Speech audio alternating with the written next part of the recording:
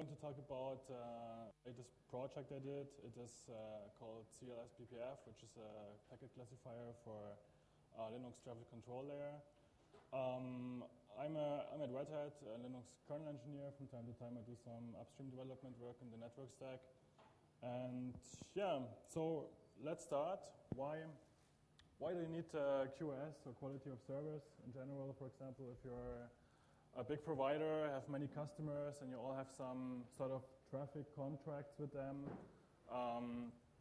You want to give them some guarantees, for example, that you have 100 megabit or 100 gigabits of guarantee, and they all share sort of the same link. So you have to make sure that when someone is using, for example, BitTorrent, and someone else is using voice over IP, that their calls are not disrupted. And yeah, you really have to make sure about that. And in Linux kernel, general terminology we have in that layer, the qdisc layer, can be divided into three categories. One is queuing disciplines. It is the general term or general abstraction of those individual implementation of those individual disciplines, of those mechanisms to enqueue packets. They can be class full or classless. What that means, I'm still going to tell you a little bit later. Then you also have traffic classes. Traffic classes are in particular interesting for classful qdiscs, and they are in general structured as a tree, in a tree-like structure. So they are there to map different packet types to different, for example, queuing disciplines. I'm not sure. Okay. And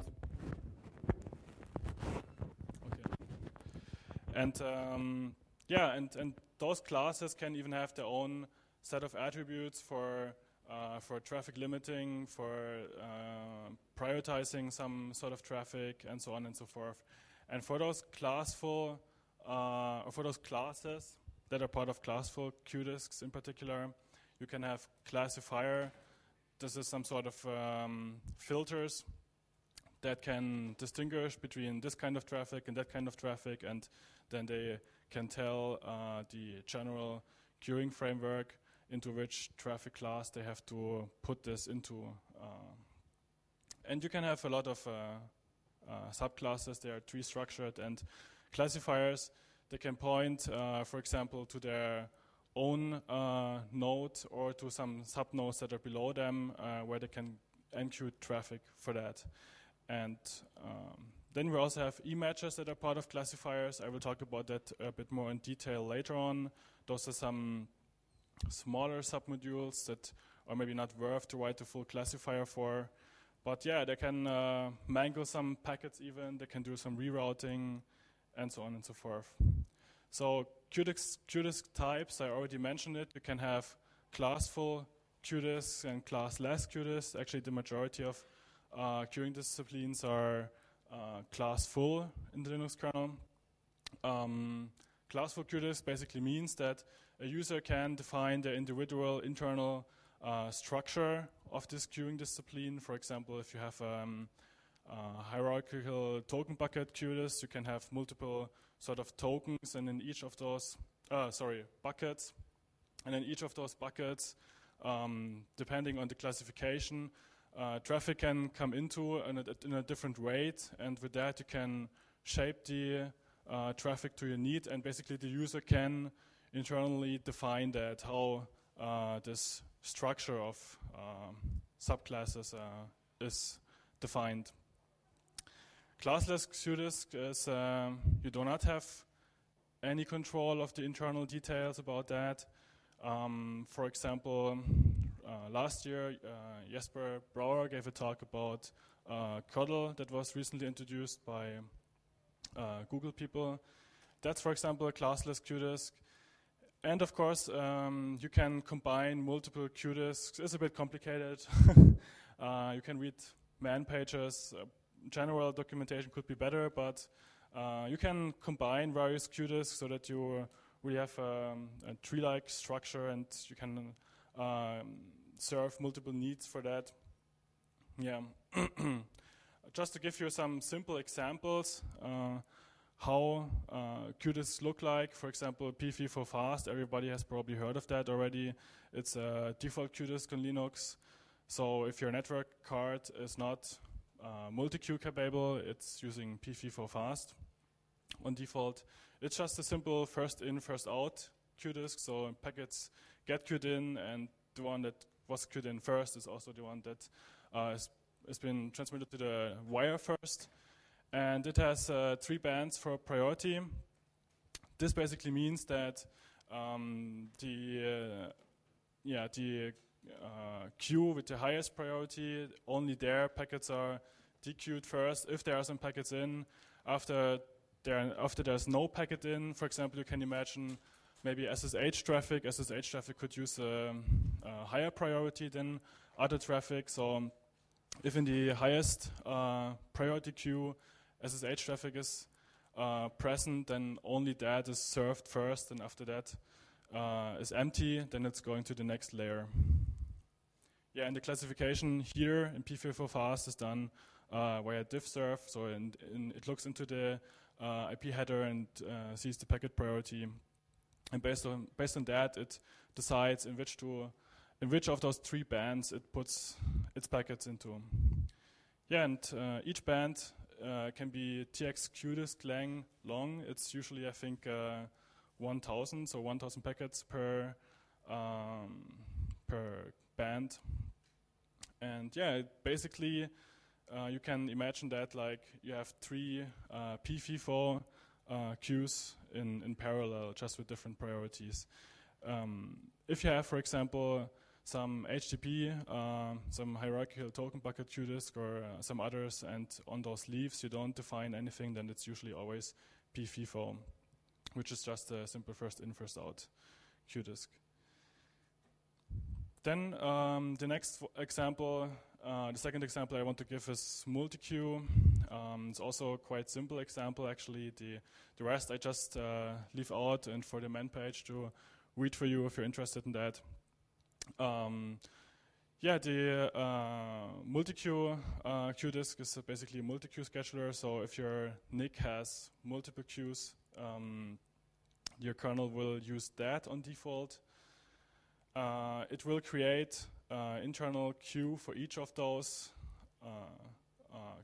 queues you have on your NIC, and the reason for that is because you can have a single spin lock per queue in that case, which would not be the case in PV for fast. So it is better to reduce some lock contention in your stack. And yeah, and here you see, for example, that the MultiQ qdisk is classful, so it can also attach some other queuing disciplines below that. So for each queue, you can have even finer grained definition. So now that we've seen 2 examples, there are even way more complicated ones. I want to give a short overview of where this is invoked in the network stack. As many of the previous speakers also have referred to Thomas Graf's talk, I also want to do that. And he already gave a very nice overview of the general parts, and I want to focus right now a little bit on the qdisk layer, where that is invoked in the network stack. It is basically, in general, you have to say, it is basically in the output path. So I will later say something about queuing disciplines that are for input, but it's not really, I mean, there you cannot really do much. It's basically done on the output. When an application, for example, here you see you have a user space and kernel space division, and when an application issues a send-to call, then it will basically, most of the time, copy the buffer into the kernel space. It will do some packet processing, depending on what you're currently doing. And at some point in time, it will call a function in the kernel that is called devqxmet. This can be done either from an application or from within the kernel somewhere else.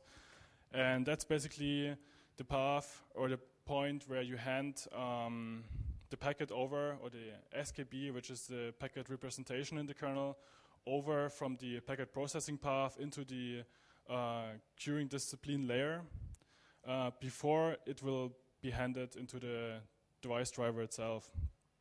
So in this defqxmit function, for example, it is being checked if this underlying device where you want to send your packets out is a virtual device, for example, loopback device or some team bonding or whatever device. And in that case, it will basically bypass the qdisc layer. It will not be invoked. It will, in loopback case, for example, simply push back the packet into the network stack. And in some other cases of virtual devices, it will just, at some point in time, call a defqxmit within the driver of the virtual device, and then it will go the same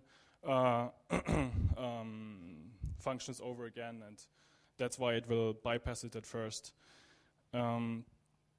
Yeah, and then depending on your queuing discipline, it will be enqueued the packet, and the function that's called qdisc1 will be called. In the second part, which maybe looks a bit more complicated, we go into the qdisc1 function right here. It can also be triggered from the kernel software interrupt daemon, which is a per CPU daemon, and this handles also a lot of software interrupts for networking, for timers, and so on. There it can also be invoked, for example, when the network device or these queues are currently busy, then, which is exactly that case. It will basically check this in the qdisc1 function, and then it will trigger a new software interrupt for transmission later on. And then it will, of course, go back to this qdisc1 function.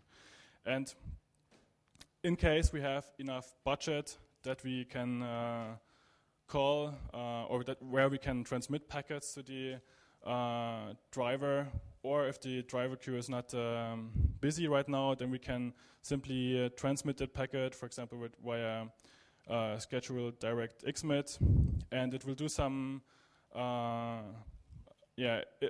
example, if you have TCP dump running, it can still put a copy of the packet back to the local host so that you can see what packets you're currently sending out. In case you have it not running, or in any case, basically, it will just do some basic checks if you have VLAN or not, or if you need to linearize your packet internally, and eventually it will push the packet to the driver function, which is NDO start xmit.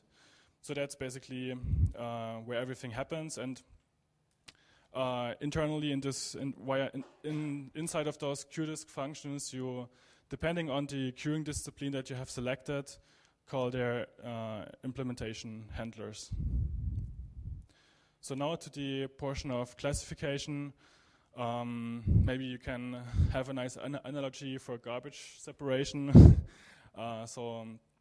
You need to filter your packets and see where in which qdisc you want to put which flow or packet, and there are various possibilities in the Linux kernel, which is just to give an overview of those classifiers.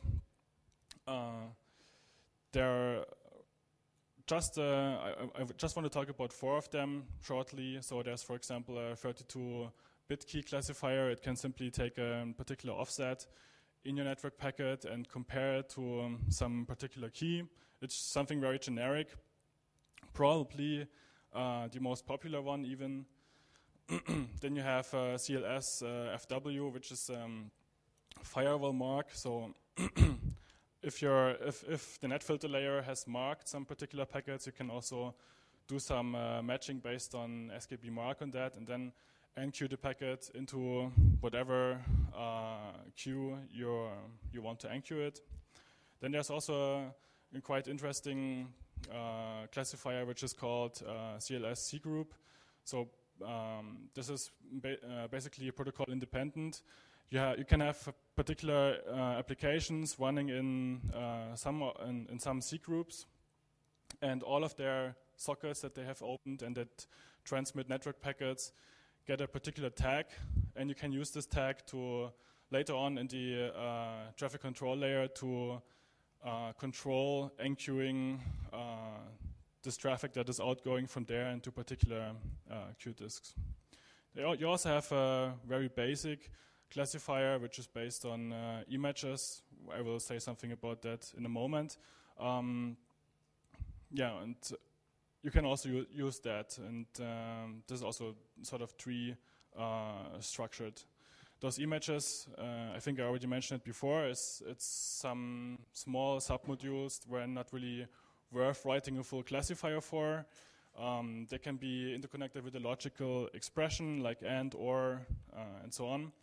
And yeah, they can either, for example, be used in CLS Basic as a classifier functionality only, or they can also be used in some other classifiers to extend their functionality even.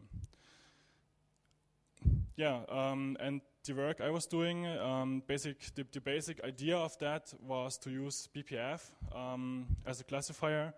BPF, which is called Berkeley Packet Filter, is heavily used in, it was originally designed for TCP dump in the PCAP.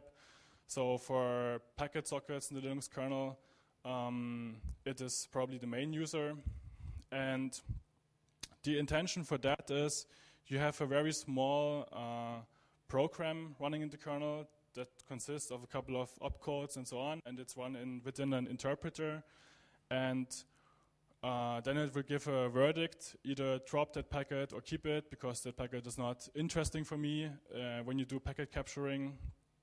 And of course you want to do that as early as possible. You basically do not want to push that packet to the user space first and let the user space make the decision. You want to have it in a very early stage. That's why it's done in the kernel in a very minimal and control environment within this sort of virtual machine. And yeah, and the basic idea is to use that as well for classification. BPF even has a just-in-time compiler for a couple of architectures like x68, 64, PowerPC, Spark, and so on. And this can be transparently enabled, so application doesn't need to do anything, and it even gets directly compiled into architecture-specific opcodes. I will say something more about that a bit later. And in PF packet sockets, you have a couple of verdicts. So as I already mentioned, you can drop a packet. I mean, this BPF program that you hand over has in the very end some return code. And based on that return code, you can drop the packet, you can truncate the packet if you do not want to see everything, or you can keep the whole packet for user space. And those sort of verdicts can be repurposed in the BPF-based classifier to, in the end, return the classifier ID. And since you do not want to run multiple BPF programs that do the very same thing in terms of parsing packet headers from the very beginning, you can also have multiple exit points in a single BPF program to basically optimize it. And that's also possible in a BPF-based classifier. The BPF architecture itself, it's quite simple. It consists of a couple of registers. There's register called A, X. Then you have a scratch memory store, basically an array of 32-bit wide registers, and sort of program counter as well. But register A is basically the accumulator where you do all your calculations in and comparison in. Register X is some sort of temporary store where you can also use that for some indirect addressing for IP headers. And the basic program layout, how those programs look like, it's basically a 4-tuple out of some 16-bit and 2 8-bit values and 32-bit. And the 16-bit value, which is the first one, is the actual instruction. Then you have 2 jump offsets for jump true and jump false.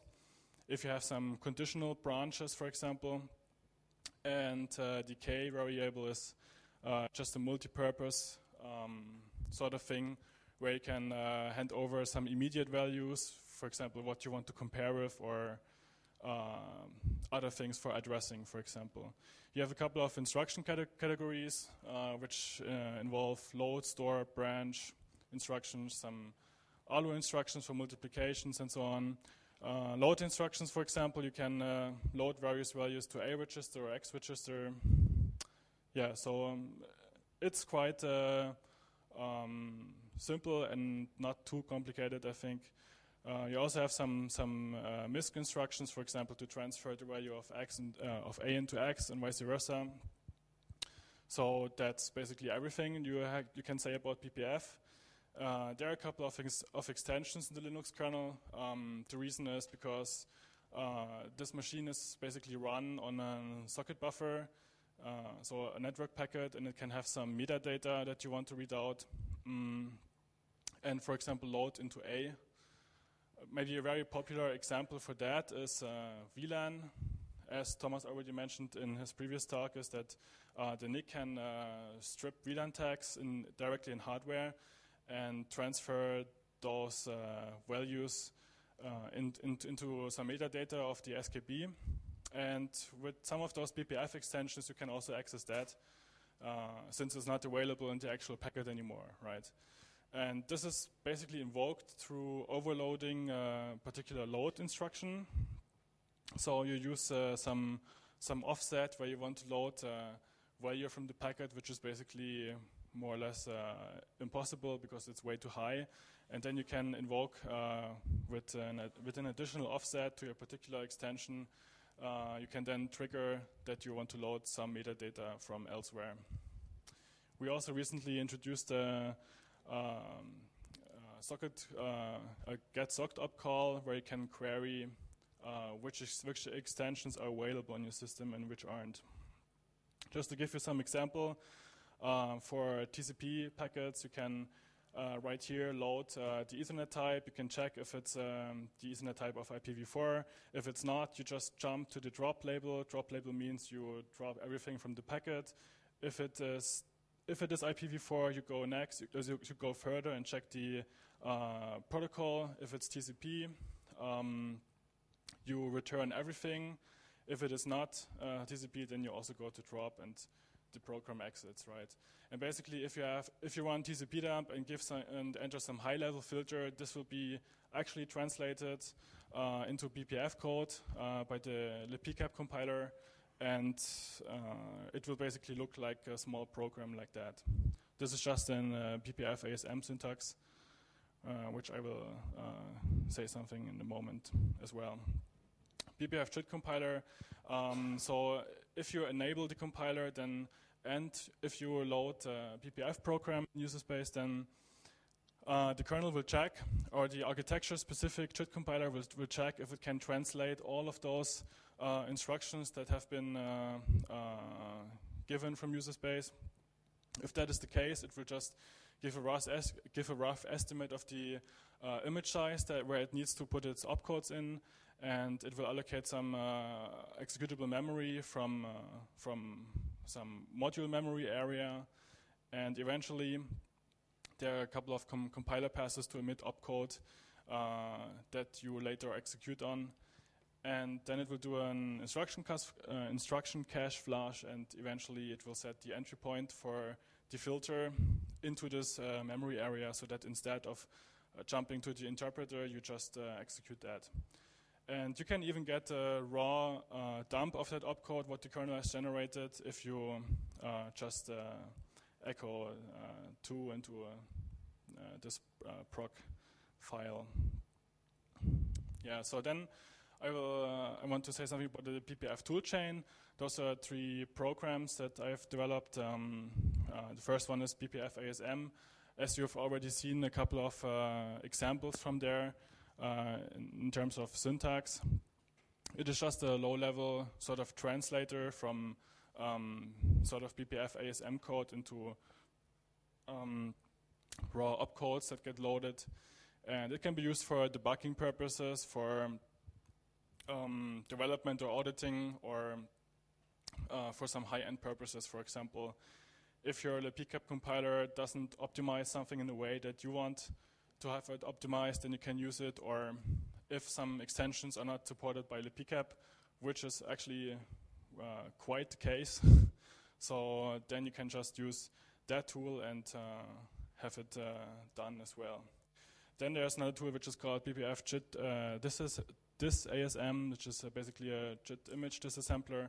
So when you see the raw opcode dump, you can execute that, it will go through the log and it will put out the assembler code for that. So for example, if you're developing a JIT compiler for BPF for a particular architecture, then you can use that to verify that your work was actually correct. And last but not least, we also have a BPF debugger, where you basically can load a pcap file, and then you have a lib readline shell, and you can run your test BPF code and see if it passes particular packets from the pcap file or not, which I find quite useful, because right now you don't really have this possibility. You just load it to the kernel and see if it works or not, but with that you can set various breakpoints, you can dump internal BPF registers and all of that. So that's sort of a GDB for BPF. Just to give you some output examples. So if you invoke BPF ASM, it will output you some opcodes that load into the kernel. Then with this BPF JIT disassembler, it will read the log and it will disassemble. Here you can see the opcodes that were emitted to the compiler, and on top of that, the actual instruction, how we read it. Then, for example, the BPF debugger, you can set various breakpoints at a couple of instructions of the filter that you have loaded, and then when you run that stuff on the pcap file, the first point where that gets invoked, then it will break and give you a particular dump, and then you can just continue execution and see where the next stop of that is. Now the CLS BPF front end, it's basically configurable via IP route 2 TC tool. You have right now two modes. One mode is bytecode, and the other one is bytecode file. So you can, as you've seen from this BPF ASM output, you can just put this bytecode in there right now, and install your filter with that. In terms of performance, I have compared CLS BPF when it's just-in-time compiled with CLS U32, which I think is probably a quite popular classifier, and it seems to be quite a significant performance improvement. So you can say at least twice as fast on this particular machine where I've tested it. And the filter was basically that you check for IPv4, that fragmentation is not enabled, and you use TCPX. Then something quickly about qdiscs and ingress traffic. So basically the main use case for qdiscs is the output path for traffic shaping, for example, and it is really tied to the to your socket memory accounting. Thomas Graf also already mentioned it, how it's done for TCP, and it basically gets this feedback back when your socket buffer gets released on TX reclaim time. So when the packet has been transmitted on the wire, then the socket buffer is freed, and then you can do this sort of accounting, which gives basically feedback for the qdisc layer. And in ingress you only have very limited abilities for that, and there was a ingress scheduler, and what you can do there is basically just some weight policing and so on. Entrance points for that, I think I will just very quickly go over that for the sake of time. Basically you have a network card which has which, when it receives packets, puts it into the DMA buffer. At some point in time it will issue an interrupt, and depending on how the driver is implemented, with the old method or the NAPI or new API variant, if it has new API it will schedule a software interrupt at some point in time. If it has the old variant, it will call netDefferX, which is basically the entrance point to network stack, and enqueue the packet to a per CPU backlog queue. And it can also push it to the netpool framework, which is some low-level UDP client server, server variant. And the last complicated slide, When we basically schedule the software interrupt here, then at some point in time we will, the kernel scheduler triggers the kernel software interrupt daemon, and it runs the part for the sort of work for the networking for the receive path. And then if the driver is implemented an API, it will call the driver's NAPI function to pick up the socket buffer from its internal buffers, and then it will push it through the entrance of the network stack, which you can basically see here. If you have RPS enabled, which Thomas already mentioned, then it can also, if it landed on the wrong CPU queue, it can also put it to a different CPU's backlog queue, so that it can be picked up on the correct CPU. And yeah, and then you basically issue all those your socket buffer to various layers. The ingress scheduling in particular is done by a function that's called handle inc, and then it will issue this qdisc implementation from there. So what is still work in progress? I'm still working on as you have seen right now, you can generate probably those filters quite easily, either via the PCAP or via BPF ASM, but I still want to have a high level to BPF compiler for TC itself.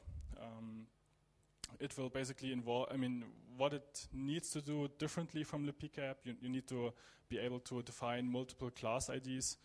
So you need to have a different syntax and also a different way of probably merging and optimizing this codes for that. But that's on the to-do list. And yeah, basically contributions that I did as a small project was those three tools: BPF ASM, the debugger, and the JIT disassembler, which is available in the kernel tree under tools net.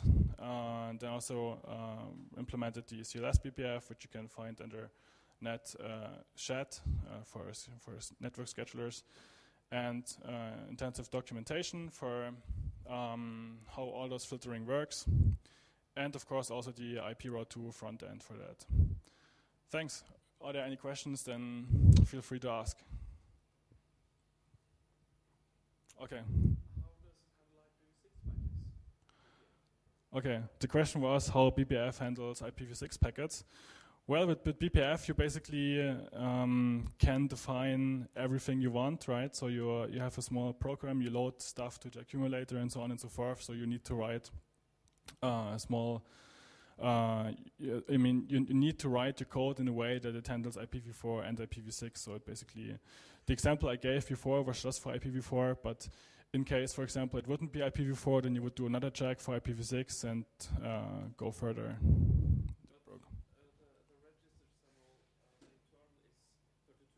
Right, it's 32 bits, the registers internally, so you would have to have some, you would have multiple comparisons, for example. Yeah.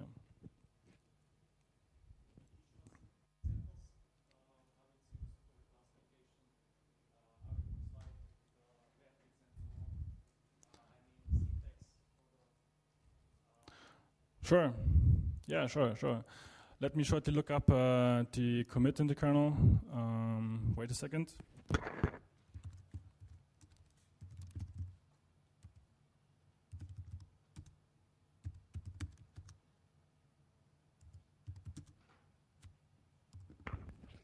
So that here, what you can see is the kernel commit where it was accepted into the kernel, and there's a small example which you can find right here. So here you have a couple of filters for if you want to run from a bytecode file where it just loads the stuff from a file, then you have the path set up here. And yeah, so basically that's a configuration example for it. Okay.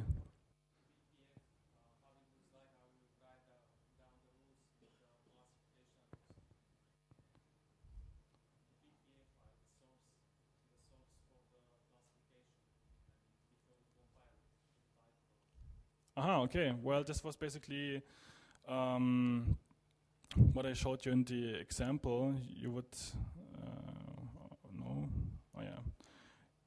it basically looks like that. So basically you load ether type and you do some comparison, and those return instructions here, they would give the class ID so that the kernel knows to which. Okay, last question.